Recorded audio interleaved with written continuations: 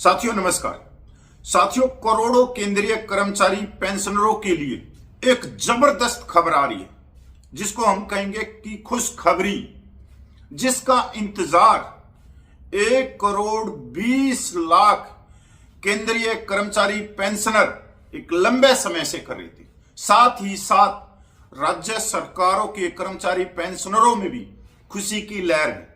साथियों, जो खबर आ रही है वो आ रही है जेसीएम की तरफ से, जिसने एक मांग पत्र 8वें वेतन आयोग के सामने रखा है। आप सबको मालूम है कि 8वां वेतन आयोग ने अपना काम शुरू कर रखा है, चाहे कछुए की चाल से कर रखा हो। वो पिछले महीनों से करोड़ों केंद्रीय कर्मचारी पेंशनर राज्य सरकारों के कर्मचारी पेंशनरों से वो सुझाव मांग रहे कि 8वें वेतन आयोग में आप लोगों की क्या क्या डिमांड है। इसी कड़ी में जो खबर आ रही है नेशनल काउंसिल की तरफ से, जेसीएम की तरफ से, उन्होंने एक मांग पत्र बड़े स्ट्रॉन्ग रूप से 8वें वेतन आयोग के सामने रखा कि जिसमें उन्होंने मांग करी है कि 18,000 रुपया जो न्यूनतम वेतन है, जो मिनिमम सैलरी है, उसको बढ़ाकर 69,000 रुपया किया जाए और फिटमेंट फैक्टर 3.833 की मांग उन्होंने कर दी। साथियों, एक ही मांग नहीं है, उन्होंने 48 मांगे आयोग के सामने रखी। अब इसके अंदर और खुशखबरी सुनो। जो इंक्रीमेंट 3% लगता है सर्विंग कर्मचारी के लिए, वो उसको बढ़ाकर 6% करने की मांग रखी है। साथ ही साथ आप सबको मालूम है कि पेंशनर को कोई इंक्रीमेंट नहीं मिलता, अब पेंशनर को भी इंक्रीमेंट मिले, ये भी मांग रख दी गई है कि 6% पेंशनरों को भी इंक्रीमेंट मिले, क्योंकि जो पेंशनर हैं वो अपना वेतन का आधा लेते हैं और 10 साल का एक लंबा इंतजार करना पड़ता है पेंशन उनकी बढ़े। अब हर साल उनकी पेंशन बढ़ती रहे इंक्रीमेंट के हिसाब से। जो डीए है उसका 25% लास्ट वेतन में उसको शामिल किया जाए, मर्ज किया जाए। साथियों, मैं पूरी खबर के ऊपर लेके चलता हूं। मैं 48 पॉइंट तो नहीं पढ़ूंगा क्योंकि लंबी खबर हो जाएगी। जो मेन पॉइंट है मैं वही आप लोगों तक पहुंचाने की कोशिश करूंगा। 8वें वेतन आयोग से जुड़ी एक महत्वपूर्ण जानकारी साझा कर रहा हूं। नेशनल काउंसिल जेसीएम के सेक्रेटरी के रूप में हमारी ओर से 8वें वेतन आयोग को तय समय सीमा से काफी पहले आज मेमोरेंडम भेज दिया गया है। बढ़ती महंगाई और जीवन की आवश्यकताओं को ध्यान में रखते हुए कई अहम मांगे रखी गई हैं। इनमें फिटमेंट फैक्टर 3.833 प्रस्तावित किया गया। इसी के आधार पर न्यूनतम वेतन 18,000 के स्थान पर अब 69,000 करने का और अधिकतम वेतन 2,15,000 रखने का प्रस्ताव दिया गया है। इसके साथ ही फैमिली यूनिट को 5 करने की मांग की गई है, जो पहले 3 यूनिट थी। इस बार एक महत्वपूर्ण बदलाव के रूप में पुरुष और महिला की यूनिट वैल्यू में असमानता को समाप्त करते हुए दोनों को समान रूप से एक यूनिट देने का प्रस्ताव रखा गया है। साथ ही माता पिता को भी फैमिली यूनिट में शामिल करने की मांग की गई है। सालाना वेतन वृद्धि के लिए 6% की मांग भी रखी गई है। अधिकतम कर्मचारियों को अधिक लाभ पहुंचाने के मकसद से पे स्केल में संरचनात्मक बदलाव का सुझाव दिया गया है। प्रस्ताव के अनुसार वर्तमान पे स्केल 2 और 3 को मिलाकर नया पे स्केल 2 बनाया जाए। इसी प्रकार पे स्केल 4 और 5 को मर्ज कर नया पे स्केल 3 बनाने का सुझाव दिया गया। वर्तमान पे स्केल 6 को संशोधित कर पे स्केल 4 में परिवर्तित करने का प्रस्ताव है, जबकि पे स्केल 7, 8 को मिलाकर नया पे स्केल 5 बनाने की मांग रखी गई। इसके साथ ही वर्तमान में पे स्केल 9 और 10 को मर्ज कर पे स्केल 6 बनाने का भी प्रस्ताव दिया गया है। इन बदलाव को मकसद वेतन संरचना को सरल बनाना और अधिक से अधिक कर्मचारियों को इसका लाभ सुनिश्चित करना। इसके अलावा महिलाओं और पेंशन भोगियों के हितों का ख्याल रखते हुए भी कई महत्वपूर्ण प्रस्ताव दिए गए हैं। यह सभी प्रस्ताव कर्मचारियों के हितों को मजबूत करने और उनकी आर्थिक स्थिति को बेहतर बनाने के उद्देश्य से दिया गया है। अब यही खबर चल रही है। साथियों, जेसीएम केंद्रीय कर्मचारी पेंशनरों का एक बड़ा संगठन, इसके अलावा भी केंद्रीय कर्मचारियों के दूसरे संगठन। अब यहां पर एक बात आप देखो कि 15 जनवरी 2025 को दिल्ली विधानसभा से पहले 8वां वेतन आयोग की घोषणा की गई और अब 4 राज्यों में चुनाव है, तो 4 नवंबर 2025 को 8वें वेतन आयोग का नोटिफिकेशन निकाला गया। इस बीच हजारों लाखों खबरें आप लोगों के सामने आई।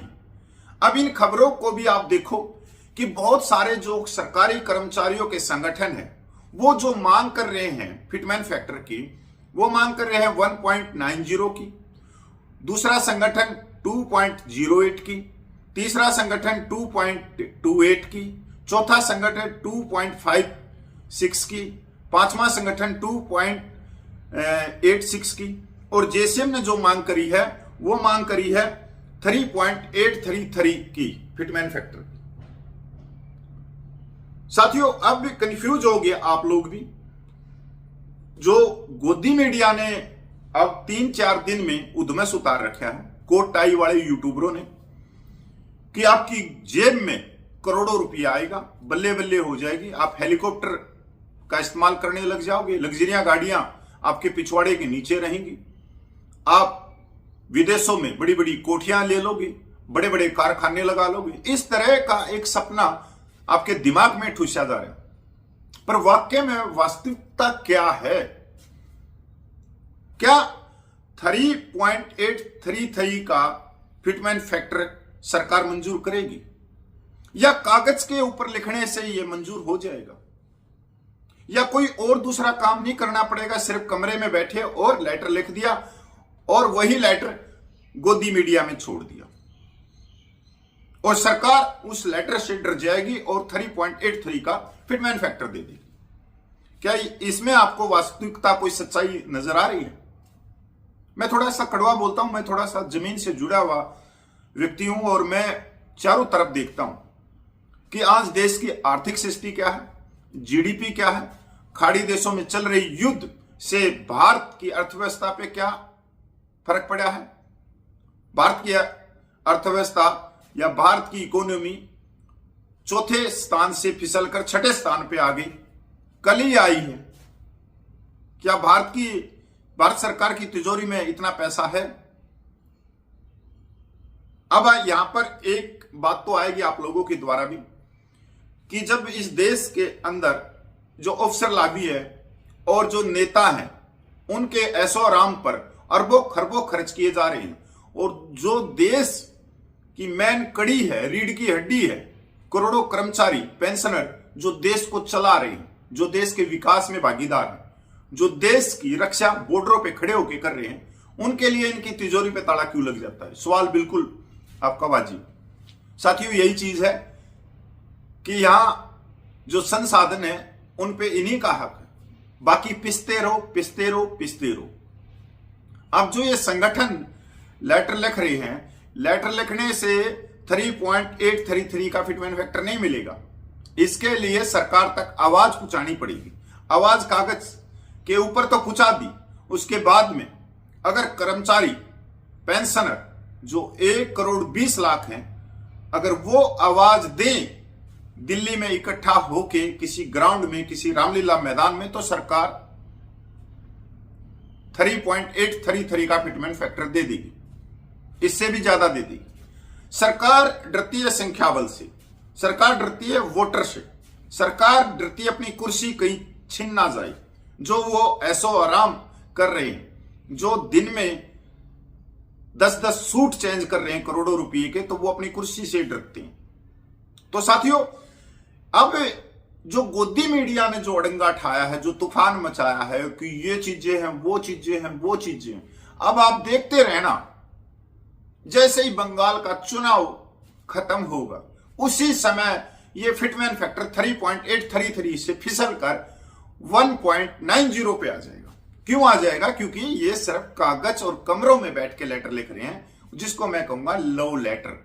सुझाव देने के बाद में सरकार को अपनी रैली करके अपनी ताकत दिखानी बहुत जरूरी, और उसके लिए मेरे हिसाब से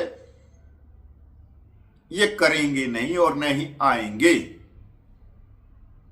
अब 6 महीने के करीब आयोग को बने हुए हो गया और 18 महीने में रिपोर्ट देनी है। आयोग देश भर का भ्रमण भी कर रहा है, पर वो रिपोर्ट भी उतनी ही जल्दी सबमिट करेगा, क्योंकि आज रिपोर्ट तैयार करना कोई बड़ी बात नहीं है, एआई भी कर देगी। एआई का इस्तेमाल करते हैं तो अगली 2 मिनट में पूरा का पूरा 8वां वेतन आयोग बाहर आ जाएगा प्रिंटर से। तो साथियों, नजर बना के रखिए और अपने हकों की आवाज देते रहिए। और संगठनों, जो बड़े संगठन, उनको चूड़ी टाइट करते रहिए, तभी आप लोगों को फायदा होगा।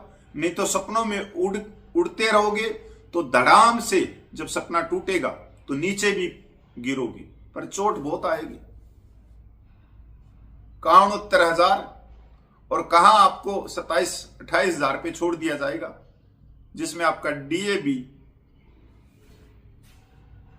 60% माइनस हो जाएगा। अब इसी चीज को मैं दूसरी तरह भी दिखा सकता था कि बस अपने घर वालों को कह दो कि अब लाखों रुपया हमारी जेब में आएगा, हमारी सेवा पानी करो, हलवा बनाओ, पूरी बनाओ, मिठाइयां खिलाओ, बस मैं जो 18,000 रुपया न्यूनतम वेतन ले रहा था उसकी 69,000 हो जाएगी, और जो 25,000 रुपया ले रहा था उसकी 1,00,000 रुपया हो जाएगी, और जो 35-40 हजार रुपये ले रहा था उसकी 1.5 लाख से ऊपर चली जाएगी। अच्छी बात है सपने देखना, सपनों पे किसी की रोक नहीं। साथियों नमस्कार, मैं पूर्व सैनिक कपिल भोजी।